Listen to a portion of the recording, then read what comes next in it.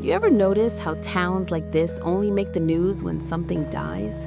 A factory, an election, a kid on opioids, a dream. This is Ashford, Ohio.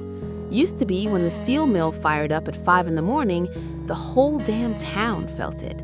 Coffee cups rattled in kitchen cabinets, dogs barked, kids rolled over in bed knowing their parents had somewhere to be. Don't forget to like and subscribe. That rumble meant rent was paid. It meant groceries. It meant dignity. Now, the only thing that shakes is people's faith. The mill didn't collapse in a blaze of glory. It didn't flood. It didn't burn. It got restructured, optimized, streamlined, consolidated. 500 jobs erased by a conference call. And suddenly, politics wasn't a debate anymore. It was insulin payments. It was mortgage notices. It was whether your kid leaves for Texas or stays in Ohio. Name's Jack Harlan, mechanic, small business owner, son of a mill worker. I fix engines for people who can't afford new cars, patch up transmissions while billionaires argue about space and politicians argue about culture wars. Everybody's got a theory about what killed Ashford. The right says regulation strangled it. The left says corporations gutted it. Some say immigrants, some say automation, some say climate policy, some say greed. Truth is, it's all of it. Global markets don't care about your Little League sponsorship. Algorithms don't care about your pension.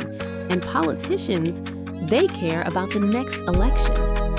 Cable news rolled through town once, got their footage of the locked gates, interviewed a guy who cried, slapped a dramatic headline on it. Then they left. We didn't. Ashford split quick.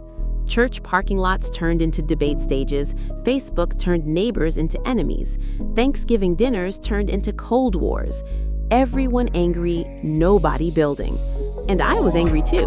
Scrolled through enough headlines, you start thinking the country's already over, like we're just arguing about which half gets to write the obituary. Don't forget to like and subscribe. Then I looked at my garage books, looked at my town, looked at that mill sitting there like a corpse nobody wanted to claim, and I realized something nobody likes to admit. No one is coming. Not Washington, not Wall Street, not some billionaire with a foundation and a documentary crew. No one. So I did something that made zero sense to the internet.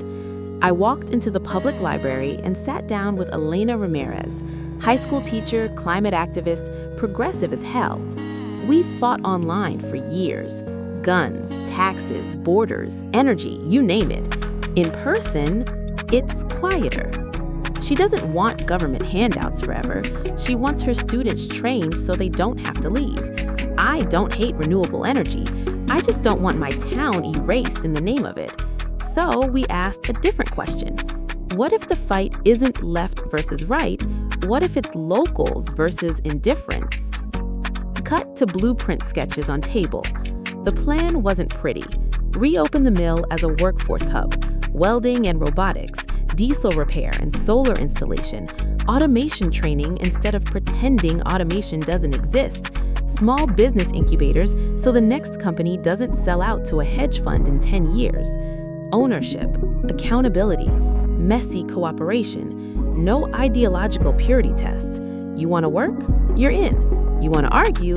Do it while holding a tool. Cut to town hall confrontation, voices raised. The town hated it at first. Conservatives called it compromise. Progressives called it enabling capitalism. Online warriors called it betrayal. Good. Comfort is what got us here.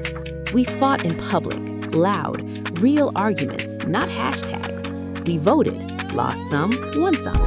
A former machinist who once cursed automation now teaches safety protocols for robotic arms. A climate organizer secured a clean energy grant without turning it into a lecture.